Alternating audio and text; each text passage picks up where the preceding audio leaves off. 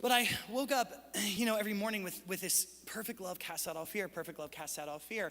And it helped me to kind of connect the dots that the anxiety that I was feeling was really rooted in fear. And what was the fear? The fear is that I wasn't good enough and the whole world was gonna fall apart because of it. I wasn't gonna handle things right. I wasn't gonna handle things right for the family, wasn't gonna handle things right for the kids' education, wasn't gonna handle things right for the church. And as a result of not handling things right, everything would become a total disaster. And there are other things that I'm gonna be a victim of that I have no control over, like mandates and the virus and all of this other stuff. And so I had this fear, and I started realizing that I had this really fear-based belief system. But to be honest with you, when I started feeling that Bible verse tucked in my heart every morning, that perfect love casts out all fear, it didn't immediately help me. Because you know how I interpreted that verse? I shouldn't be afraid because God loves me. And so the fact that I feel afraid just further proves that I kind of suck at life. Right? I actually don't feel comfort by that verse. I feel condemnation by that verse. I shouldn't be afraid.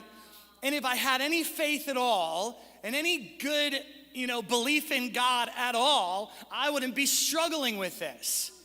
And I wonder how many of us apply that same fear-based orphan mentality to God even today, where it's like, God would heal me if I had any measure of credibility in front of him. God would fix my money or fix my emotions or fix my job if I had done anything good enough to convince him that he should. That's your orphan mentality, lack and performance mentality. And so this verse, perfect love casts out all fear. What I heard was,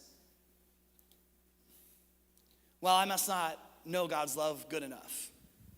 And that's why I'm afraid. And so already I feel like trash about my life, and now I just feel worse about it.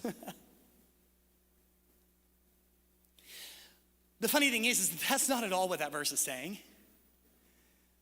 But I was interpreting it through the mentality of this world.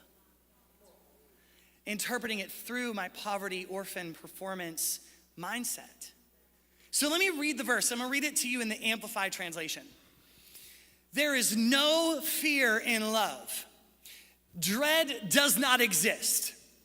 But full-grown, complete, perfect love turns fear out of doors and expels every trace of terror. For fear brings with it the thought of punishment. And so he who is afraid has not yet reached the full maturity of love, is not yet grown into love's complete perfection. And so what this verse is saying is that the reason ultimately that you feel fear is because you're afraid of punishment. All right, well, what does that mean? Oh, John is talking about performance mentality. What he's saying is you instinctively believe that the only way that God will love you is if you perform appropriately for him. And you are constantly afraid that you're not good enough for God, which is why there is fear in your heart, because you are unable to receive the love of God because you can't receive something you're trying to earn. Let me say it again. You can't receive something you're trying to earn.